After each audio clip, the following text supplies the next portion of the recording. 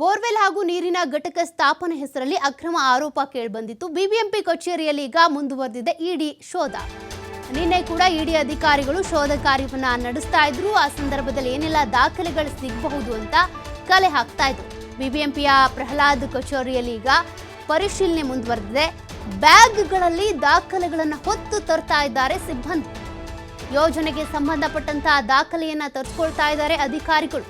ಅಲ್ಲಿಂದ ಇಲ್ಲಿವರೆಗೂ ಕೂಡ ಎಷ್ಟೊಂದು ಎಇಗಳು ಬದಲಾವಣೆ ಆಗಿರ್ತಾರೆ, ಎಇಗಳು ಬದಲಾವಣೆಗಳಾಗಿರುತ್ತೆ, ಜೂನಿಯರ್ ಇಂಜಿನಿಯರ್ ಇರ್ತಾರೆ, ಬೇರೆ ಬೇರೆಯವ್ರು ಬಂದು ಹೋಗಿರ್ತಾರೆ.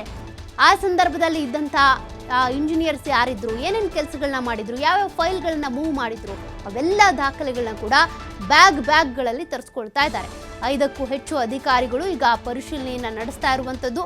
2016ರಲ್ಲಿ ಆದಂಥ ಯೋಜನೆಗೆ ಸಂಬಂಧಪಟ್ಟಂತೆ ಬೋರ್ವೆಲ್ ಕೊರೆಸ್ತೀವಿ, ನೀರಿನ ಘಟಕಗಳನ್ನು ಸ್ಥಾಪನೆ ಮಾಡ್ತೀವಿ ಅಂತೇಳಿ ಕೋಟಿಗಟ್ಟಲೆ ಇಲ್ಲಿ ಒಂದಷ್ಟು ಲೂಟಿ ಹೊಡೆದಿದ್ದಾರೆ ಅನ್ನುವಂಥ ಆರೋಪ ಆಯಿತು. ಇದಕ್ಕೆ ಸಂಬಂಧಪಟ್ಟಂತೆ ಬಿಜೆಪಿಯ ರಮೇಶ್ ಅವರೇನಿದ್ದಾರೆ ಅವರು ಆಗ ದೂರನ್ನು ಕೊಟ್ಟಿದ್ದರು.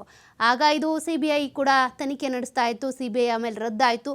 ಲೋಕಾಯುಕ್ತಕ್ಕೆ ಈ ಪ್ರಕರಣ ವರ್ಗಾವಣೆ ಆಗಿತ್ತು. ಸದ್ಯಕ್ಕೀಗ ಇಡಿ ಈ ಪ್ರಕರಣವನ್ನು ಕೈಗೆತ್ಕೊಂಡು ವಿಚಾರಣೆ ನಡೆಸ್ತಾ ಇದೆ. ಸದ್ಯಕ್ಕೆ ದಾಳಿ ಕೂಡ ಮುಂದುವರೆದಿದೆ.